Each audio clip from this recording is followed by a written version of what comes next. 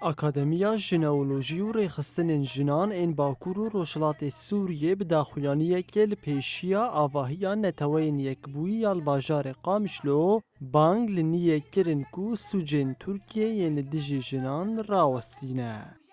Di daxuyaniyê de şehîdxistina akademîsyen û nivîskara Kurd Nagihan Akarsal ku çarê cotmeha sala derbasbûyî li Silêmaniyê ji aliyê mîtê ve hat hedefgirtin, hate şermezarkirin. Her wiha behsa xebatên şehîd Nagihan hate kirin û hate gotin ku dewleta Tirk bi şehîdxistina pêşengên Kurd zagonên navdewletî bin pê dike.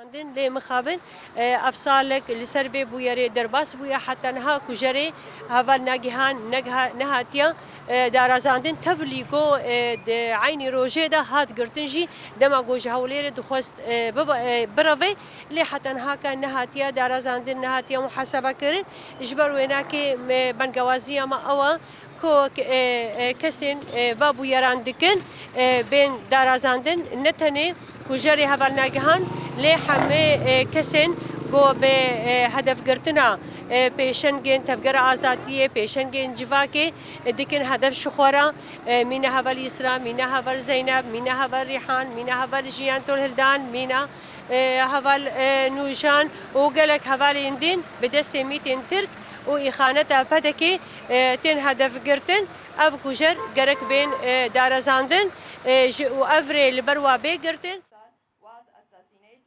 سازی و رێخستنên jinan di daxuyaniya xwe de ji neteweyên Yekbûyî û hikûmeta Iraqê xwastin ku kiryarên Tirkiyê rawestînin û kujeran darizînin.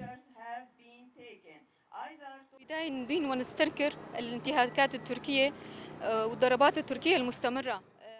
ام ایریشو بن پیکرنین برداوامیین دولتا ترک این لدیجی دوای کردستانی بتوندی شرمزار دکن. دولتا ترک با آوای کی هوانه پیشنگین شورشی و بطایبتی جنین چالاگوان و دابینکارین آشتی هدف دگره. سالا درباس بویی دماکو هوالا ناگیهان دچو پرتوکخانه یا خویا طایبت بجنان جالیه میتا ترک و السلیمانیه هات شهید خستن.